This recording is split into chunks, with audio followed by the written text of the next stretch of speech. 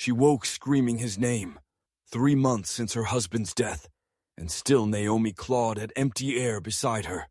The desert night swallowed her cries, leaving only silence and the soft breathing of her daughters-in-law in the next room.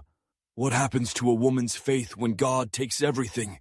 Naomi rose, slipping past Ruth and Orpah's sleeping forms. Outside, Moab's unfamiliar stars pierced the darkness. She clutched a small wooden box, the last gift Elimelech had carved before fever claimed him. Inside lay 3 stones from Bethlehem's walls, brought when they'd fled the famine years ago. Their sons had laughed at the sentiment. Now those sons lay buried in foreign soil. She opened the box, fingers trembling.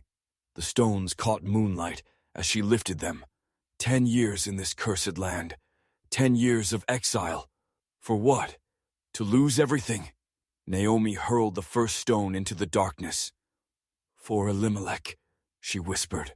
The second stone followed. For Mahlon. Her arm tensed for the third. For Chilion. But her fingers wouldn't release it. Naomi fell to her knees, pressing the last stone against her forehead. This final piece of home burned against her skin. The smell of dust after Bethlehem's rare rains, the texture of its limestone paths, the weight of belonging. I am alone now, she whispered to God. Do you hear me? Alone. A soft voice answered. Not alone. Ruth stood in the doorway, wrapped in shadows. How long had she been watching? Go back to sleep, Naomi said. But Ruth knelt beside her, taking the last stone. What is this? Home, Naomi whispered. A home that's no longer mine. Ruth closed Naomi's fingers around the stone. Then we will make it yours again. You don't understand. I've lost everything. Not everything, Ruth said. Not yet. That night under Moab's stars, something shifted. Not healing, that would come much later, but possibility.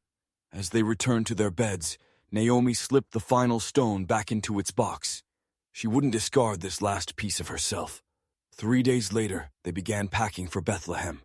Years afterward, when people spoke of Naomi's journey, they rarely mentioned this midnight moment. How her salvation began not with grand declarations, but with one stone she couldn't bring herself to throw away.